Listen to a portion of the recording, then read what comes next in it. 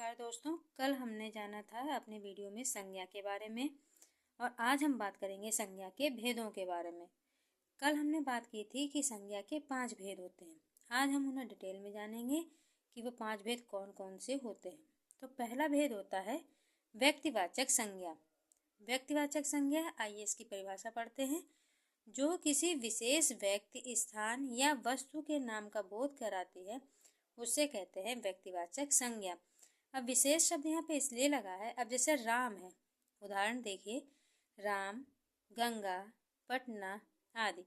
अब राम है तो यदि राम के बारे में बात कर रहे हैं तो चाहे वो भगवान राम हो या किसी व्यक्ति का नाम हो, लेकिन उस समय राम का मतलब किसी एक व्यक्ति से होगा। ऐसा तो है नहीं कि राम किसी समुदाय को जो है दिखा रहा हो। वैसे ही गंगा, यदि नदी की बात करें तो वह हमारा दूसरा उदाहरण है। पर यदि गंगा शब्द का उच्चारण हम लोग कर रहे हैं तो गंगा का मतलब यहाँ एक विशेष नदी से है। उसी हिसाब से पटना, पटना भी एक राज्य एक नाम है। ऐसा नहीं कि पटना अलग अलग जगह पे अलग हो। तो व्यक्तिवाचक संज्ञा जो होती है वो किसी विशेष व्यक्ति, स्थान या वस्तु के नाम का बोध कराती है। दूसरा उदाहरण है हमारा जातिवाचक संज्ञा। दूसरा भेद कौन सा है? जातिवाचक संज्ञा का। अब इसकी परिभाषा क्या है? इसकी परिभाषा है जो एक ही प्रकार की वस्तुओं का अर्थात पूरी जाति का बोध कराते हैं उसे कहते हैं जातिवाचक संज्ञा। अब आइए इसके उदाहरण देखते हैं। इसके उदाहरण हैं नदी, पर्वत और लड़की आदि। अब जैसे अभी मैंने पहले उदाहरण में बताया कि यहाँ पे गंगा नाम लिया गया है तो इसलिए वो व्यक्तिवाचक संज्ञा में। पर दूसरे उदाहरण में हमने दिखाया आपको नदी।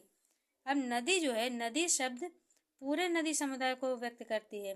अगर हम सिर्फ नदी का उल्लेख करें तो नदी में गंगा, यमुना, सरस्वती और जितनी भी नदी हैं उन सबका नाम आ जाता है। उसी प्रकार से पर्वत, यदि हम कहें हिमालय तो वो हमारा व्यक्तिवाचक है क्योंकि वो एक है। पर यदि हम पर्वत कह रहे हैं तो पूरी पर्वत जाति का बोध करा रहा है। इसी प्रकार लड़की, लड़की भी जो है यदि किसी का नाम लेके कहें तो वो व्यक्तिवाचक होगा। पर यदि हम लड़की शब्द कहते हैं तो लड़की में पूरा लड़की का समूह, उसकी पूरी जाति आ जाती है। तो नदी, पर्वत और लड़की ये सब हमारे जातिवाचक संज्ञा के उदाहरण हो जाएंगे। अब आगे बात करते हैं द्रव्यवाचक संज्ञा, जो कि इसका तीसरा भेद है। जिस शब्द से किसी नाप तौल करने वाली वस्तु का बोध होता हो तथा जिससे कोई वस्तु बनी हो। द्रव्यवाचक संज्ञा में वो होती है जिससे या तो कोई चीज बनी हो, जैसे सोना, चांदी, लोहा, पानी, और या तो फिर उसको नाप तोल के लिया जाए, जैसे कि दूध, तेल, ये सब क्या है, इनको भी हम नाप तोल कर ही इस्तेमाल करते हैं। तो ये सारी चीज़ें हमारे किस में जाएंगी? द्रव्यवाचक संज्ञा में। उसके बाद चौथा प्रकार है समूहवाचक संज्ञा। जो संज्ञा शब्द किसी समूह या समुदाय का बोध कराएं उसे हम समूहवाचक संज्ञा कहते हैं, जैसे वर्ग, सभा आदि। वर्ग या सभा, किसी वर्ग के बारे में बात हो या किसी जगह कोई सभा हो तो वहाँ पे किसी एक एक व्यक्ति का नाम नहीं लिया जाता है, ना ही किसी जाति का होता है। वहाँ अलग अलग जाति के लोग भी होते हैं लेकिन वहाँ आके वो सब एक सभा के रूप में एकत्रित होते हैं। तो वहाँ पे ना तो कोई विशेष व्यक्ति का नाम होता है और ना किसी एक जाति की बात होती है। वहाँ अलग अलग नाम के, अलग अलग जाति के लोग होते हैं लेकिन वहाँ आके वो एक सभा या समुदाय बनाते हैं। इसलिए इस प्रकार का जो वर्ग होता है उसे हम कहते हैं समूहवाचक संज्ञा। उसके बाद आते हैं अपने अंतिम प्रकार पे, जो कि है भाववाचक संज्ञा। भाववाचक संज्ञा की परिभाषा है जो संज्ञा शब्द किसी भाव, गुण, दशा आदि का बोध कराते हैं उन्हें हम भाववाचक संज्ञा कहते हैं। अब इसको उदाहरण के माध्यम से समझते हैं, जैसे क्रोध, मिठास, घृणा आदि सब।